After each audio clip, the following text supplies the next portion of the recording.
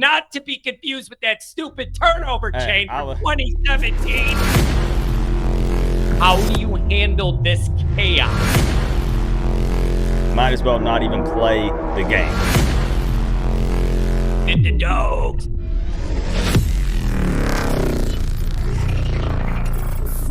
Told you before, that was a Brian Kelly problem. It was a turnover machine factory over there in 17. Keep talking.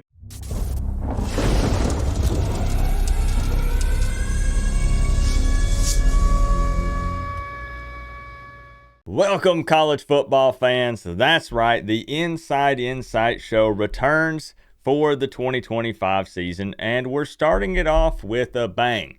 Today, I'm joined by John Kennedy, aka Always Irish on YouTube, and he's agreed to jump in and tell us a little bit more about Miami's opponent, Notre Dame. So before we dive into this, I do want to give John an opportunity. If you could introduce yourself to the viewers, tell them a bit about yourself and about your channel. I'm really excited to be here. Just glad football's back. So Always Irish is the channel name, Twitter, Patreon, everything under Always Irish. I've been doing Notre Dame YouTube videos. This will be my 9th season. And just started doing it as a hobby many, many years ago in a down Brian Kelly year in 2016. There was a lot that needed to be said that wasn't being said. So I decided to just go off on my own and start recording. And over the years, it ended up growing into my full-time gig. So I do the YouTube. We have a Patreon. And I write for the Notre Dame SI website. So I give my articles out with SI on the Notre Dame branch there. The radio shows are my big thing. I love doing the most. I got morning radio shows, post-game shows. I like talking to the people, mixing it up, one with the fans. So that's the deal, man. This is the full-time gig, and it's the only thing I've ever wanted to do. I love it. Perfect. Now, I will link all of his stuff, guys, down in the description, so be sure to check him out. I mean, he's coming into enemy territory here, and we know that Miami fans can be pretty vicious, so I've got a lot of respect for John for doing that. Now, I do notice the shirt, by the way. I like that. Yeah. You're sure you're not a Miami fan? I see lots of gold chains. You got one on. You got one hanging on the wall in the background. Hey, you think that's some? Watch this one. Look at this one, baby. I got that spinner going, son. Okay. I got that. Now, listen, there's a story to this. I host these tailgates. You know, once a year I pick a game and meet all the people. And I was gifted one of these chains the first year by one of like my most loyal guys. And he bestowed it upon me at the tailgate, and it just became a thing. So now anytime I do anything, people want the chains, and I'm happy to deliver. Not to be confused with that stupid turnover chain from 2017. I was about to say that thing would look great with a U logo on it, you know, spinning around. I know that gives you nightmares. I told you before, that was a Brian Kelly problem. It was a turnover machine factory over there in 17. Keep talking. Keep talking. We're going to make sure this lives forever. I do find it quite funny. You know, of course, we're going to bring up 2017. And I tell Notre Dame fans, it's the last time we played y'all. You know, and we're trying to replicate this. We want it to be this environment again. We want it to be. You do. Exactly. Yeah. We want it to be that type of score. So, we're hanging on to that. You know, and I feel like it's fair to say that the team that won the last game gets bragging rights until you play again, right? I'm just glad a lot's changed in our program between then and now. That's all. We're just going to leave it at that. And I'm rooting for Clemson this week. We'll throw that in there too. Whoa, okay. Give me a rundown on how the Notre Dame fan base feels about quarterback CJ Carr. Did Marcus Freeman, I guess it's kind of a loaded question. I was going to say, did he make the right choice? I guess we'll find out on Sunday.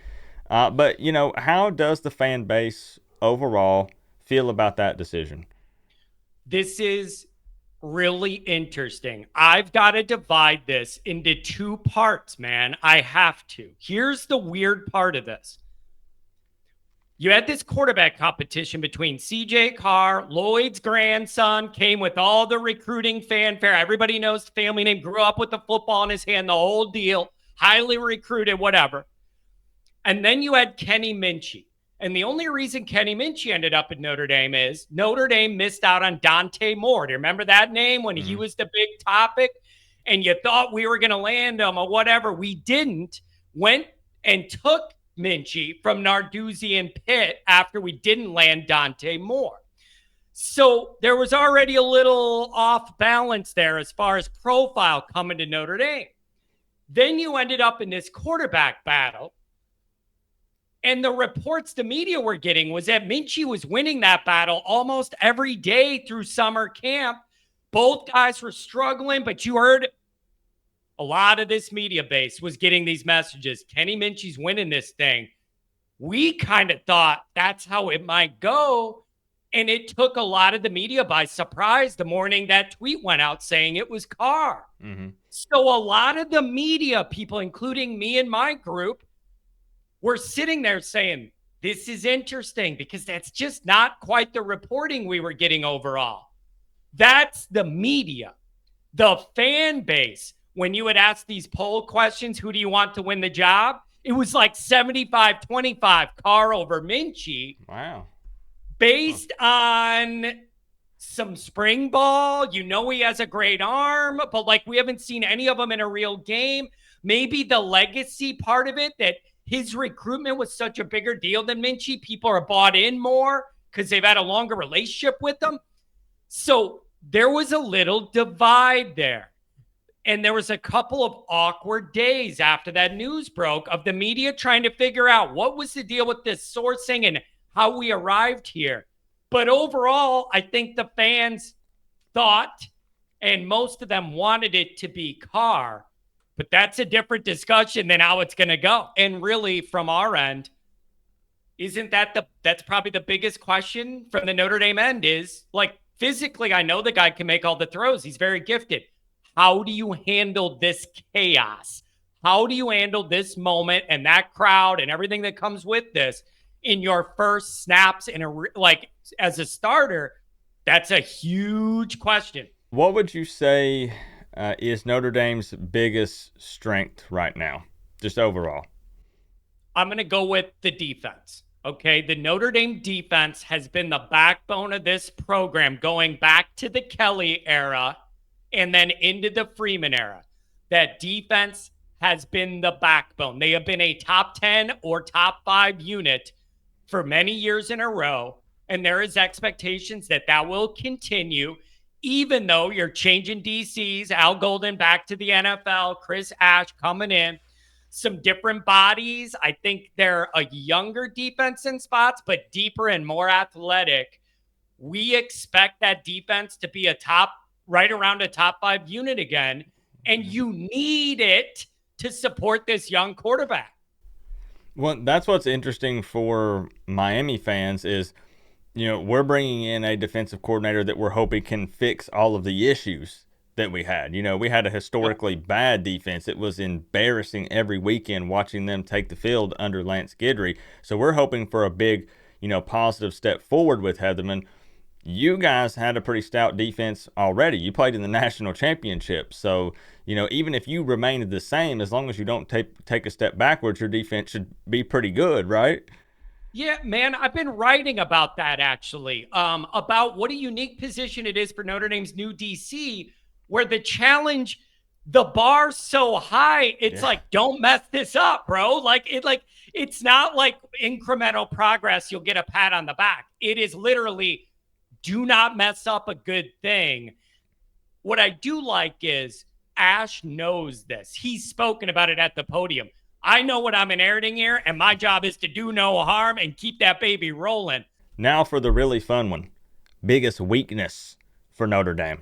And I know there's got to be something, man. Notre Dame fans tell me on social media, and I know that one person doesn't speak for the entire fan base, but they're telling me this Notre Dame team is solid across the board, 0 weaknesses, might as well not even play the game. There's got to be something, John.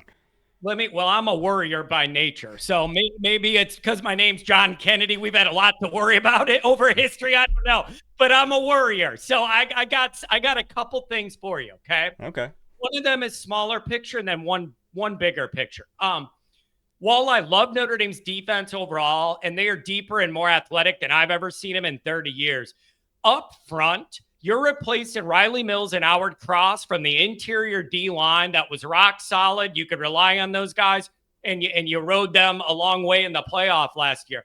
You're replacing those guys inside, and there's going to be a little bit of like a 2-3-4-man rotation there, replacing those two stalwarts. It's not like a negative or whatever, but it's wait and see that you're going to be able to hold up the middle against the run and get some push.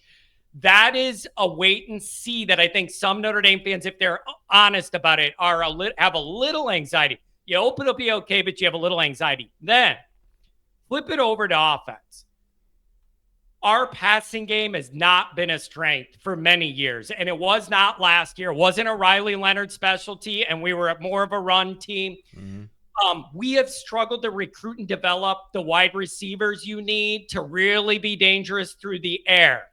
There is hope that with the guys in-house and a couple transfers and a quarterback that is a more natural thrower, there is hope that that'll all take a big jump forward. But a lot of that depends on, again, the theme of the day, the development of CJ Carr. So that, again, is a historical weakness. Wait and see. Hope it improves. And we've both probably mentioned this multiple times at this point, that both teams have some question marks going into this game, if we want to be honest. And I'll to be fair, I'll even say this: Miami has more questions than Notre Dame going into this one, in my opinion. But can you give me an impact player on each side of the ball for Notre Dame going into this game? And I'm talking guys that Miami should expect to hear their names called all night throughout this game. Yeah, you know the one on offense. Everybody knows the one on offense. Jeremiah Love is your dog, man. The dogs. He's your dog, dude. Like that is the man. He is your dude. He is the alpha. If he's healthy, he is a home run threat every single time the ball touches his hand. Okay. He is dangerous. He's just a freak. It's hard to take down. He is that guy. And the best thing Notre Dame could do to support this quarterback is play good defense and then be able to run the ball with Love. So I know you guys know that, and it's going to be a focus. Slow him down. That's the guy on offense. There's no doubt about it. He is our alpha dog. On defense, I'm excited about the linebackers. Like I like some of the secondary, long and strong. They want to get the friction on. I like all that on that back end. And that defensive line has some young athletes. But that middle level, Sneed, KVA, Bowen, Osbury, I like all of those guys in that middle group of the defense, little varying skill sets. Just that unit I feel really, really good about. And then I hope everything lines up like I want on the front end and the back end. Everyone's talking about Love and his ability to run the ball. Is he a threat in the passing game at all? He was a little bit last year, but there is a lot of talk that he's going to get a lot more involved this year in the short, intermediate passing game. One is to maximize his output per touches where they're not all just handoffs, right? Mm-hmm. But also, I think it's going to be an attempt by the OC Mike Denbrock to ease Carr into the year with some easy dump offs to your best guy. You know, a quick little flare route, like easy passes, and then hope 10, 15, and you start feeling good about it. I get it. Exactly. Okay. So yeah. I think it's a dual effort. One, to find more ways to diversify how you get Love the ball, but also to build confidence for Carr. I wouldn't be surprised if we see that. What worries you most about Miami specifically? Okay, so I'm gonna give you two answers. I know there's here. A lot. Okay. There ain't that many. One of them is global. So let me zoom this out, okay? See if this makes sense to you. I look at it as like the entire scenario, like not just the guys on your roster, but game one, breaking in a new quarterback in a sold out building where it's going to be loud and crazy and humid as hell and whatever else. Like the totality of the circumstances have me on edge. You're not playing Miami, Ohio at home and you're breaking in CJ Carr. You're on the road in a loud building. We have a bad history. And with you guys, we beat Penn State there last year, but that's different. Like, so some of it is the totality of the circumstances. So that is like a big deal to me. You guys specifically as a team, if your O-line is able to own the line of scrimmage, I really don't like that at all. So, like, we cannot let your O-line take control of the line of scrimmage. And if you flip that, I mean, we're in big trouble if our O-line doesn't control the line of scrimmage, because you got that quarterback and it's going to be loud. And if you're not able to run the ball, you're in 2nd and 9, 3rd and 8. All the pressure's on Carr. That's where you get first-time starter mistakes. So it's boring as could be, but line play both ways. Now, we're about to get to picks for this game and score predictions if you feel comfortable doing that. I try to not press, my guess for that, but I feel like John has, I'm just going to say it, I feel like John has the balls to put some numbers out there for this game. But I do have one final question before we get into it, and it's just kind of an overall question. And hang with me. If Notre Dame were to lose this game, hypothetical, I'm just saying, would you personally be pressing the panic button on this season for Notre Dame? That's a really good question. I wouldn't. Okay, well, some of it would depend on what it looks like. The context. Does that right? make sense? Like, Yeah. some of it would depend on what exactly went wrong here. Absolutely. Yep. So that I want to leave some nuance there as far as like what the nuts and bolts of it would look like. But overall, here's the dynamic. That's a great question. The tricky part of that is after we play Miami, you have an off week, and then Texas A&M comes to South Bend after the off week. Okay. So that's where it gets juicy, because if Notre Dame drops this game, my life is going to be a living hell for the next half of a month. My call-in shows, people going to be driving off cliffs. I mean, it's going to be... And then if the quarterback doesn't play well and we lose, then it's going to be like, oh, you screwed that up. Should have been Minchie. What the hell are we doing? And we won't go away, just so you know. We will be there. We'll be there for the call-in shows the week after yeah. that. We're not going anywhere. You're going to have – my life's going to be a nightmare. Everybody's going to be questioning everything. And then it's not like, oh, we have Purdue or Miami, Ohio the next week. You have 2 weeks to marinate in misery. Then you have A&M for a night game at home. And here's the deal, man. That first home night game at Notre Dame is special every year. It's one of the only windows of time where you have perfect weather in North Indiana. That beautiful September crispness, but it's still warm. The sun's going down. Everybody's excited to get in there for a night game and be back in the stadium. You will be able to feel a palpable uneasiness. People will be excited. They'll be drinking their beer for breakfast in the lots. But you're going to feel, I'm an old timer, man. I've been around the block at Notre Dame. I know this vibe. It's going to be, we're kind of excited to get back here. But it's going to be an undertone of anxiety and uncertainty of, holy crap, we feel like we have a good roster and you're staring 0-2 in the face. Yeah. So if you lose, it's going to be a rough half of a month. But on the plus side, you have 2 weeks to get Carr settled in and straighten things out. But the pressure on that A&M game would be at a different level if you dropped week 1. And Coop, I'll tell you this, maybe lazy fan stuff from me. I got this sense that you're either looking at, if you go 1-0, I'd like to like your odds of going 2-0. And if you go 0-1, I'm real worried you're going to start 0-2.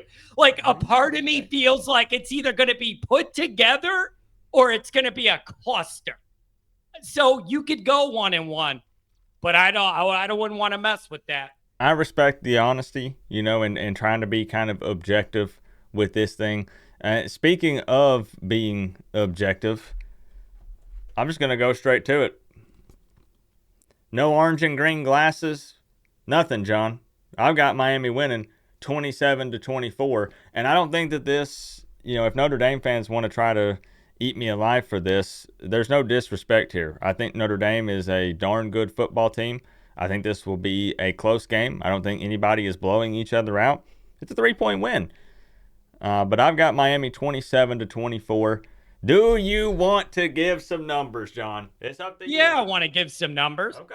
I got Notre, and you know what I like about this, Coop, is I'm on the books with this stuff because with my writing contract with SI, we have to log predictions and they track it. So it is out public. Everything you are, where you are against the spread, where you are straight up, it is logged. So there's no hiding from these predictions. And you don't want to be on the wrong end of it. Like I was after Northern Illinois last year, by the way. I don't think anybody got that one right. I got Notre Dame 28-20. Okay. So I got Notre Dame 28-20. I believe we both have lower end scoring as both these operations have a lot to get put together here. I got a lower scoring. And I think one of the scores for Notre Dame comes from a big special team block kick trickeration or like a short field with the defense or a pick six, fumble return, something. I would be surprised if Carr is atrocious. I would be surprised if there's no rookie moments at all. I think he ends up somewhere in the middle of that spectrum. And that's why I have that score, a little lower. So I got 28-20, one score game for in Notre Dame's favor in a tough environment. You guys know what to do down in the comment section below. I believe that John can handle the heat or he wouldn't be here. So you can react to it. You can critique it. Or if you're a Notre Dame fan, jumping over here. Maybe you stumbled upon this video. You can fire back at my prediction. But either way, I do want to give a big shout out and say thank you to John again for being willing to come into enemy territory here. So it's nothing but respect for me. We are going to be enemies on Sunday, however, just a big heads up. But any closing thoughts from you, John? Hey, I don't know. Does Notre Dame have anything? We don't have anything like that. I mean, geez, give me a break. I mean, come on, man. We got this, and then I got do that again, John. Can you do that again? No, I'm not going to do it again. I'm not doing it again. And then I got sick of the Ohio State. I kept getting trolled by the Ohio State people. The Ohio State. What do you mean, the? You're Ohio State. Those guys. We can agree on that. We both hate those guys. Coop, come on. You got to watch this. Look at what they sent me. Somebody sent me this all the way from Ohio after the game. I still got them here. They sent me these Buckeyes. After the title game, they showed up on my front step, and I'm not opening them till we beat them again. It's been too long. Man. Those guys. Am I right? Yeah, I know. So I got to tell you, man, I really respect what you do. You have a great growing channel. You've earned it. Your creativity, there's nobody quite like you in this space we all live in. And I respect that. I know that grind. I live that grind, and you do a great job, man. Keep it up. Thank you, John. And we'll be seeing y'all on Sunday. Have a good one, man. It'll be interesting.